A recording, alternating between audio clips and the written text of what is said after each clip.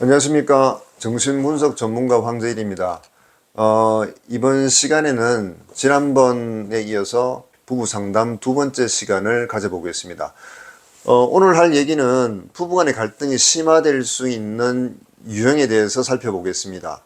한 사물을 보는데도 여러 가지 각도로 볼 수 있죠. 뭐 밑에서 볼 수도 있고, 위에서 볼 수도 있고, 측면에서 볼 수도 있고. 그래서 여러 이론으로 이 부부 간의 갈등이 심화될 수 있는 유형에 대해서 살펴보겠습니다. 먼저 첫 번째 애착이론의 관점인데요. 존 볼비에 의해서 이 애착이론이 시작됐고 메인 에인스워드라는 발달 심리학자에 의해서 성인의 애착 유형을 이 사람이 분류하게 됩니다. 크게 안정형 애착과 불안정 애착 유형으로 이렇게 분류가 되는데, 이 불안정 애착 유형은 다시 세 개로 나뉩니다. 먼저 집착형, 두 번째 회피형, 그리고 혼돈형. 근데 여기서 갈등이 생기게 되는 유형이 이 불안정 애착 유형 중에서 집착형하고 회피형, 요 둘 사이에서 갈등을 먼저 한번 살펴보겠습니다. 보통 이게 불안정 애착이 30% 정도 불안정 애착이라고 합니다. 자, 그러면 먼저 집착형 애착 유형에 대해서 잠깐 말씀드려 보겠습니다. 이 집착형 애착 유형은 부모가 자식에게 그 지나친 감정으로 아이를 대하고, 또 부모의 이 심리가 불안정해서 감정과 태도가 일관적이지 못합니다. 사랑을 줬다가 다시 거둬들였다가 다시 줬다가 거둬들였다가 이걸 반복하기 때문에 아이 입장에서는 사랑에 대한 갈증을 느낄 수밖에 없습니다. 이때 아이는 부모로부터 관심과 사랑을 얻기 위해서 할 수 있는 것은 달라붙고 떼쓰고 그거밖에 없죠. 이렇게 성장한 사람들은 이 떼쓰고 달라붙는 아이처럼 남과 있어야만 마음이 편안하고, 작은 일에도 과도한 감정을 표현하고 상대에게 많은 요구를 합니다.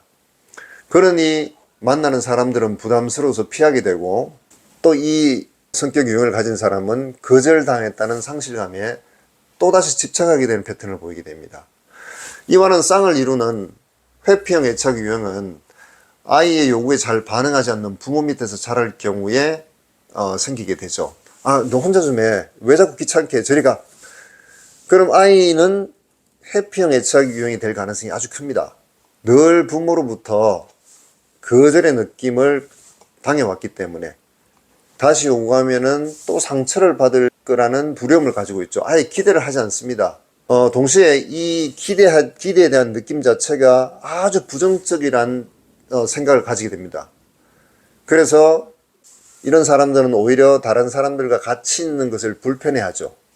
혼자 있을 때 안정감을 갖고 누가 또 자기에게 요구를 할 때 되게 불편해합니다. 자, 한번 가정해 보십시오. 회피형인 남편하고 집착형인 아내가 만났다고 가정을 해봅시다.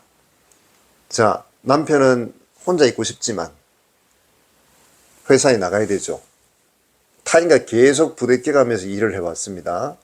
그러면 퇴근 후에는 피곤하다면서 혼자 있고 싶어 할 겁니다. 하지만 아내는 하루 종일 남편을 기다렸죠. 자, 저녁 식사를 하고 남편은 자기 방으로 들어가서 쉬려고 합니다. 자기 동굴로 들어가려고 하죠. 근데 아내는 그런 남편을 막았으면서 같이 있자고 합니다. 남편은 그런 아내가 또 성가시게 느껴지고 귀찮다고 느껴집니다. 그러면 아내의 마음은 어떨까요? 거절당했다는 기분의 상처를 받겠죠. 이 관계가 계속 반복이 될 겁니다. 그러면 갈등은 증폭될 수밖에 없습니다. 자, 이번엔 두 번째, 성격 구조 유형 측면에서 갈등이 심화될 수 있는 관계를 살펴보겠습니다. 성격 구조 유형에는 뭐 여러 가지가 있습니다. 분열성 성격 구조, 그 다음에 강박성 성격 구조, 편집성 성격 구조, 자기애적인 성격 구조, 히스테리적, 그리고 연극성 성격 구조, 그리고 우울성 성격 구조, 뭐 이렇게 여러 가지가 있는데, 먼저 말씀드릴 것은 이러한 성격 유형 자체가 병리적인 현상으로 보기보다가 우리 하나의 성격의 패턴, 그리고 색깔로 봐주셨으면 좋겠습니다. 물론 여기서 더 나아가게 된다면 이 병리적인 구조로도 발전할 수 있겠죠. 이 성격 구조 유형 중에서 자기애적인 성격 유형하고 분열적인 성격 유형이 만나게 됐을 때 갈등이 심화될 가능성이 큽니다. 그럼 먼저 자기애적인 성격 유형 먼저 설명을 좀 드리겠습니다. 이런 성격의 구조는 외부의 확인을 통해서 자존감을 유지하려는 성향이 있습니다. 타인에게 인정을 받으면 자부심을 느끼고 그렇지 못하면 아주 상처를 받죠. 다른 사람들이 나를 어떻게 볼까 하는 항상 그런 불안한 느낌들을 가지고 있습니다. 이 그런 내면에는 바로 수치심과 열등감이 자리 잡고 있습니다. 그렇기 때문에 타인의 인정과 칭찬이 필요한 것이죠. 이 자기애적인 성향이 생기게 된 이유가 먼저 또 궁금하실 텐데, 그 이유는 부모가 자기애적인 사람일 가능성이 아주 큽니다. 부모가 자기애적인 욕구로서 자식을 키우거나 혹은 그런 부모로부터 아이가 수치심의 상처를 크게 받게 되는 경우, 이게 반복되었을 때 이런 성격 유형이 이게 발전하게 되죠. 부모가 그들이 갖지 못한 것을 실천하는 수단으로서 아이를 대한다면 아이가 실망시킬 때마다 비난을 하게 되겠죠.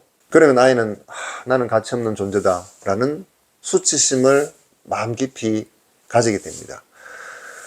특정 행위의 성공 실패에 따라서 거절되거나 정반대로 칭찬받는 경우가 반복된다면 타인의 평가에 따라서 나의 행복과 불행이 엇갈릴 수밖에 없죠. 그래서 칭찬과 인정에 매달려야만 합니다. 자기애적인 성격 유형은 자기에 대한 좋은 평가를 얻기 위해서 사람들을 만나게 되죠. 이 사람은 바로 그래서 칭찬과 인정을 내가 밖에서 만나기 때문에 이 당사자들은, 상대는 이용당한다는 침범적인 불편함을 가질 수밖에 없습니다. 자, 이와는 자기애적인 성격 유형하고 이 갈등이 유발될 수 있는 쌍은 바로 분열성 성격 유형입니다. 이 분열성은 대체로 외부에 좋은 것은 별로 없고 자신을 침범하는 것들로 외부가 가득 찼다는 느낌을 받을 때가 많습니다. 특히 이런 사람들은 신체 안전에 대해서 예민성을 가지고 있고 기질도 예민한 편이고 특히 타인으로부터 침범을 당하는 느낌, 통제당한다는 느낌을 극도로 경계합니다. 옆에서 이런 불편한 자극이 감지되면 분열성 성격은 외부 세계를 회피해서 혼자만의 동굴로 들어가려고 합니다. 이것을 철수라는 방어 기제라고 하는데 외부로부터 철수를 통해서 안정감과 재충전을 하게 됩니다. 자, 그러면 이 분열적 성격은 어떻게 형성되는가 또 궁금하실 텐데 부모가 아이를 과도하게 간섭하고 개입하고 침범하는 양육 태도에서 기인합니다. 감정적으로 침범하는 어머니하고 참을성 없고 비판적인 아버지의 존재가 이 어린애 뒤에 있을 가능성이 큽니다. 그럼 자기애적인 성격과 분열적인 성격이 만나면 어떤 일이 벌어질까요? 자기애적인 사람은 부모가 그랬듯이 상대를 역할 수행의 성공과 실패에 따라서 평가하기 때문에 비난을 가할 확률이 높아집니다. 분열성 성격 구조 유형은 이런 상황이 되면 공격당했다는 기분이 들어서 관계를 회피하게 되죠. 그러면 갈등이 증폭될 수밖에 없습니다.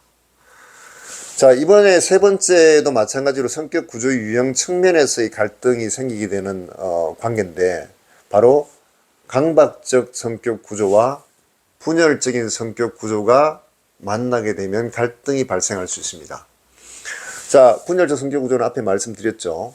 이 강박적 성격 구조에 대해서 말씀드리면 이 성격이 자리 잡는 이유는 높은 기준과 많은 제약을 받고 자란 아이가 부모의 간섭과 통제를 피하기 위해서 자기 스스로 기준들을 설정합니다. 아, 내가 이것만 하면은 비난으로부터 안전해지겠지. 그런 불안에서 출발하죠. 그럼 이렇게 이게 심하게 되면 나중에 완벽적 성향으로도 갈 수 있습니다. 성인이 된 후에도 기준을 충족하지 못하면 자신을 비난하기도 하지만 동시에 타인을 비난하기도 합니다. 그런 강박적인 성격과 분열적인 사람이 만날 때도 앞에서 말씀드렸던 자기애적인 사람하고 분열적 사람 만날 때와 같은 상황이 발생하게 됩니다. 강박적인 사람은 높은 기준하고 많은 제약으로 자신도 올가매지만 상대를 올가매기 때문에 분열적인 사람은 이런 태도를 취하는 상대의 모습에 철수할 수밖에 없게 되죠. 자, 지금까지 이 세 가지 첫 번째, 애착 유형에서 집착형과 회피형 관계. 두 번째로 성격 구조 유형 측면에서 분열성 성격과 자객적인 성격. 세 번째가 분열적인 성격 유형하고 강박적인 성격 유형. 이 세 가지 타입에서 갈등이 심화될 수 있는 예들을 제가 한번 보여드렸습니다. 자, 그러면 뭐 갈등을 해결할 수 있는 방법은 없느냐? 제 생각에는 먼저 선행돼야 될 것이 있습니다. 우리가 싸움이 되고 갈등이 생기게 되는 이유는 항상 원인이 밖에서만 기인된다고 생각하는 측면이 크기 때문이죠. 이런 갈등의 원인이 자기로부터도 제공된다는 사실을 인지하는 것이 중요합니다. 이런 관계성을 알지 못한다면 상대를 비난할 수밖에 없고 해결을 위한 시도는 불가능합니다. 이러한 문제는 자기의 성향에 대한 자각과 함께 상대의 말에 대해서 자신이 어떻게 반응하고 있는지 확대 증폭하는 면은 없는지 면밀히 살펴보는 객관화 과정이 필요합니다. 그래야 일상에서 관성을 더해가서 폭주하는 이런 갈등의 속도를 줄일 수 있습니다. 자, 오늘은 여러 이론으로 부부간의 갈등이 증폭될 수 있는 유형들을 살펴보았습니다. 이런 이론들과 이런 사항들, 내용들이 있다는 것만으로 자기 안에 있는 것들을 객관화시킬 수 있는 계기가 될 수 있습니다. 내 안에 그런 요소들은 없는지, 이런 것들이 우리 사이에 작동되고 있지는 않은지 한번 살펴보는 계기가 됐으면 좋겠습니다. 감사합니다.